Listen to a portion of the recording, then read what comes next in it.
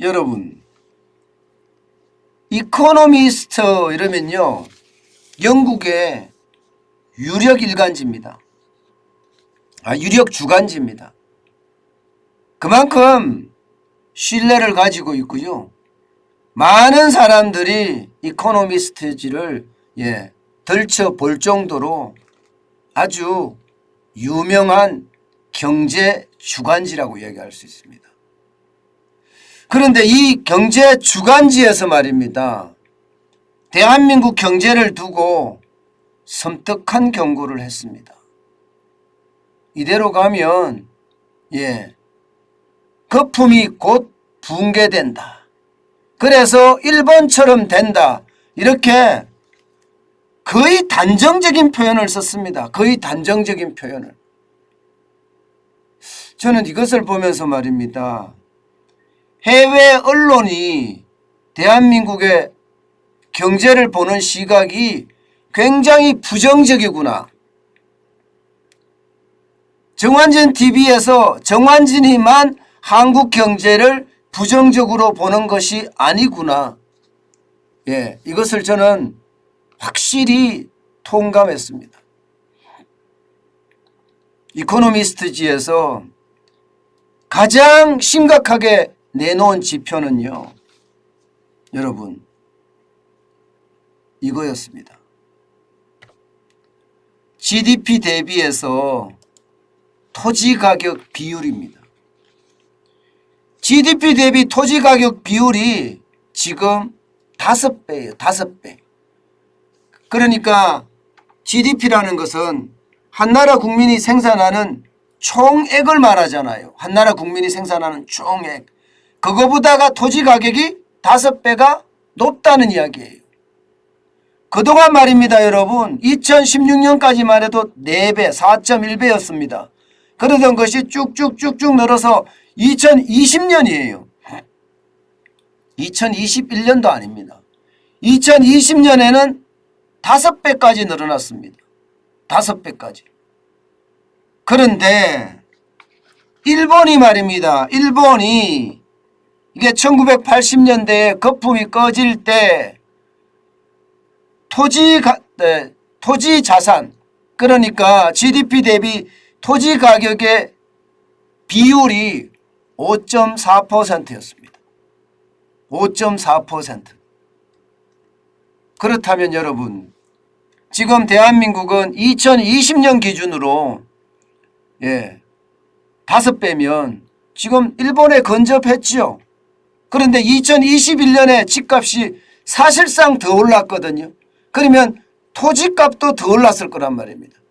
그러면 이게 일본처럼 지금 가고 있다, 이런 얘기가 맞습니다. 그만큼 말입니다, 시장의 충격이 저는 점점 커진다고 생각을 합니다. 여기에다 이코노미스트지는요, 부채, 가계 부채 비율을 또 예로 들었습니다. 가계 부채가 너무 많다는 거죠. GDP 대비해서 가계 부채가 107%, 독일은 58%고 미국은 79%인데 반해서 지금 대한민국은 그 어느 때보다 높은 107%라고 이야기합니다. 이것은 한나라 국민이 생산하는 총액보다 가계가 안고 있는 부채가 훨씬 더 크다고 이야기하니 이게 바로 충격의 어떤 지표가 아니냐, 이렇게까지 지금 내세웠습니다. 그러면서 말입니다, 일본도 그랬다요. 일본도 자산이 늘어가고 부채가 함께 증가하다가 거품이 뻥 하고 터지면서 이게 디플레이션의 우려, 저성장, 저물가에 아주 최악의 상황이 닥쳤다, 이렇게 지금 쓰고 있습니다. 게다가 말입니다, 게다가 생산 가능 인구도 지금 그 어느 때보다 줄어든다는 거예요. 2018년을 정점으로 해서 3,765만 명입니다. 그때부터 시작해서 생산 가능 인구가 쭉쭉쭉쭉 줄어들고 있다는 겁니다. 일본도 똑같았다. 일본도 똑같았다. 일본도 이게 GDP 대비 자산 비중이 커지고 그에 따라서 부채가 늘어나고 여기에 생산 가능 인구까지 줄어들면서 그 충격이 한꺼번에 몰렸다는 이야기입니다. 물론 다른 점이 있어요. 다른 점이. 일본하고 대한민국하고 다른 점. 핵심은요. 이 GDP 대비 가계부채 중에 말입니다. 전세제도라는 게 있습니다. 전세제도라는 게. 이게 좀 다른 비중이라고 이야기해요.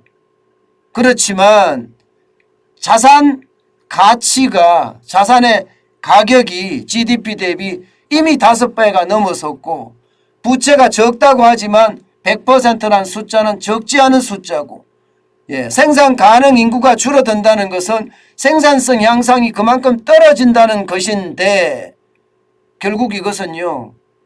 대한민국 거품의 붕괴로 이어질 수 있다는 이야기를 지금 하고 있는 겁니다. 저는 이것을 보면서 말입니다. 여러분, 우리 시장에 굉장히 큰 충격이 올 수도 있다고 생각합니다. 지금 말입니다. 일본도 거품이 너무 커지니까 이 거품을 잡자고 금리를 올리잖아요. 우리도 지금 금리 올리고 있거든요. 금리를 그 어느 때보다 빨리 올리고 있고요. 작년 8월에 0.25%를 올렸고요. 작년 11월에 0.25% 올렸습니다. 그리고 지금 올 1월에 또 0.25%를 올렸습니다. 이렇다면 여러분 금리에 대한 부담, 이자 폭탄에 대한 부담이 점점 커지고요. 여기에 대한 가계부채에 대한 폭발 충분히 올 수 있다고 이야기를 합니다. 그러면서 지금 한국의 거품은 이게 곧이라는 단어를 곧이라는 게 막 그렇게 멀지 않다는 이야기입니다. 멀지 않아 터진다 이렇게 이야기하고요. 더더욱 말입니다. 이코노미스트지에서 이야기한 것 중에 섬뜩하다고 제가 느꼈던 것은요. 한국의 정치인, 중앙은행, 감독당국이 자산 가격의 급등이 부드럽게 끝나도록 연착륙하도록이란 뜻이죠. 연착륙하도록 애쓰는 동안 이게 자칫 잘못하면 연착륙하려고 하는 방안이 쉽게 말하면 지금 뭐 금리를 올린다든가 이런 거겠죠. 연착륙을 하려고 하는 방안이 오히려 경착륙을 유도할 수 있다. 이렇게까지 이야기를 하고 있습니다. 쉽게 말하면 포퓰리즘에 너무 얽매이다가 돈을 적재적소에 쓰지 못하고요.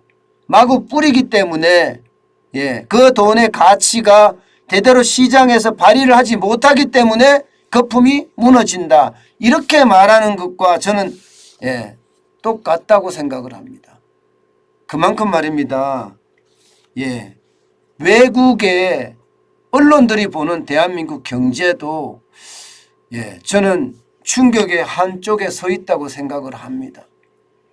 제가 여러분에게 또 많은 분들에게 정환진이는 왜 경제를 저렇게 부정적으로 이야기해 이렇게 이야기하시는 분이 너무 많아서 제가 부정적으로 이야기하는 것이 아니라 있는 실상을 그대로 전달해 드리는 거다 이렇게 말씀 드릴 수 있을 것 같습니다.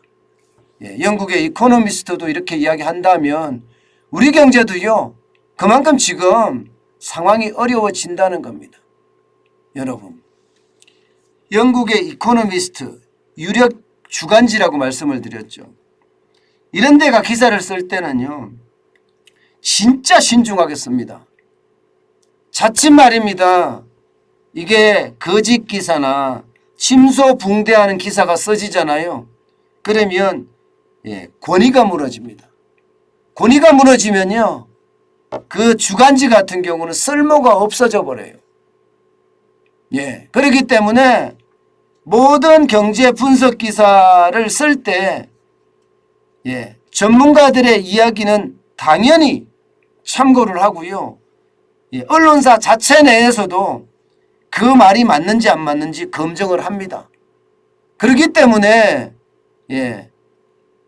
영국의 이코노미스트 같은 유력 주간지는 믿을 만합니다. 지금 한국 경제는 그만큼 위기선상으로 몰려가고 있다. 이렇게 이해해도 무방할 것 같습니다.